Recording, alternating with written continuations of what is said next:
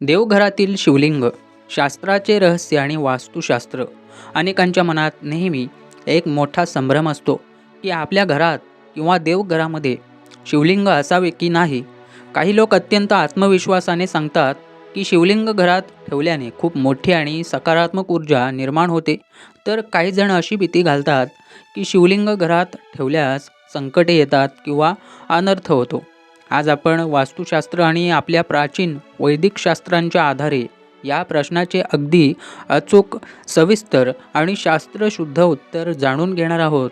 नमस्कार. आज आपण अशा एका विषयावर बोलणार आहोत जो तुमच्या घराची शांतता, तुमची प्रगती आणि तुमच्या कुटुंबातील ऊर्जेशी थेट जोडलेला आहे. भगवान शिव हे साक्षात ऊर्जेचे उगमस्थान आहेत. जेव्हा तुम्ही शिवलिंगाची पूजा करता तेव्हा तुम्ही केवळ एका मूर्तीची नाही, तर संपूर्ण ब्रह्मांडाच्या निराकार ऊर्जेची पूजा करत असता. मग ही प्रचंड ऊर्जा आपल्या छोट्याशा देवघरात सामावून घेता येते का? याचे उत्तर आहे होय.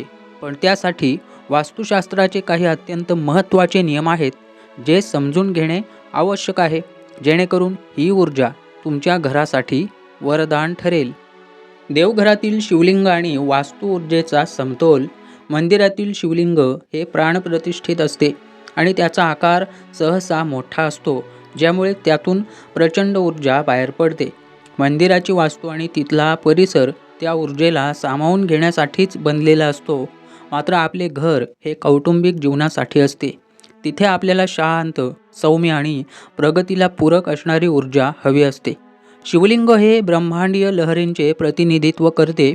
वास्तुशास्त्रानुसार घरामध्ये सकारात्मक ऊर्जेचा प्रवाह सुरळीत ठेवण्यासाठी योग्य ठिकाणी केलेली शिवलिंगाची स्थापना घरातील सर्व नकारात्मक ऊर्जा शोषून घेते. याचा थेट परिणाम तुमच्या आरोग्यावर, नोकरी व्यवसायावर आणि मानसिक शांतीवर होतो.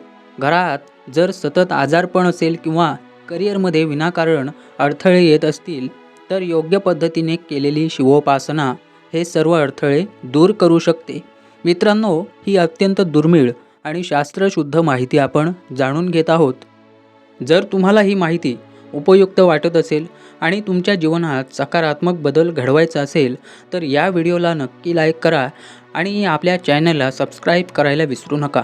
तसेच भगवान शिवाची कृपा तुमच्यावर सतत राहावी म्हणून कमेंटमध्ये तुमच्या इष्टदेवतेचे नाव नक्की लिहा आणि हा व्हिडिओ तुमच्या जवळच्या व्यक्तींसोबत शेअर करा.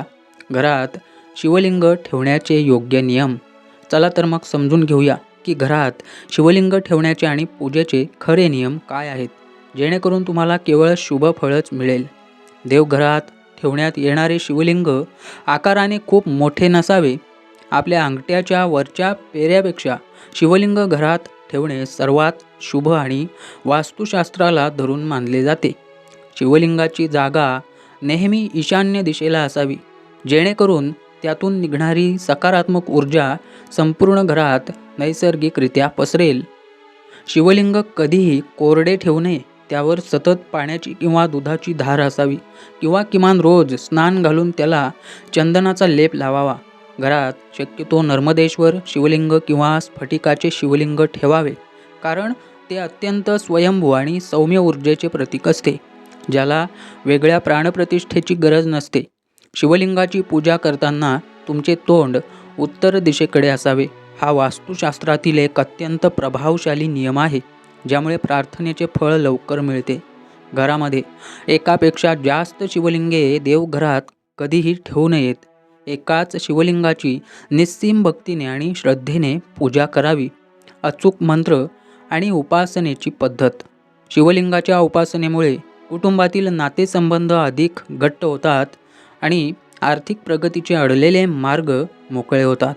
शिवशंकराला भोलानाथ म्हटले जाते. ते केवळ भाव आणि भक्तीचे भुकेले आहेत. त्यामुळे मनात कोणतीही भीती बाळगण्याची अजिबात गरज नाही. आता वळूया एका विशेष उपायाकडे. अनेक जण विचारतात की भगवान शिवाची उपासना करताना कोणता मंत्र जपावा.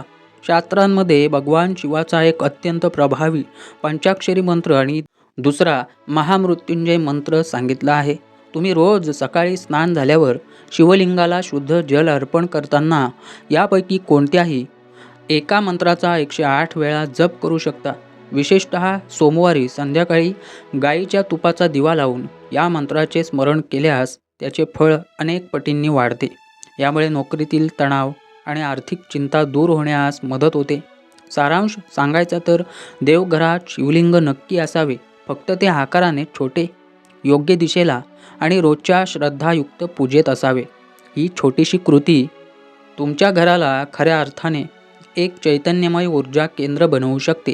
तुम्हाला तुमच्या वास्तूमध्ये या व्यतिरिक्त इतर कोणत्या देवांच्या मूर्ती किंवा चित्रांच्या योग्य दिशेबद्दल सविस्तर माहिती जाणून घ्यायला आवडेल का?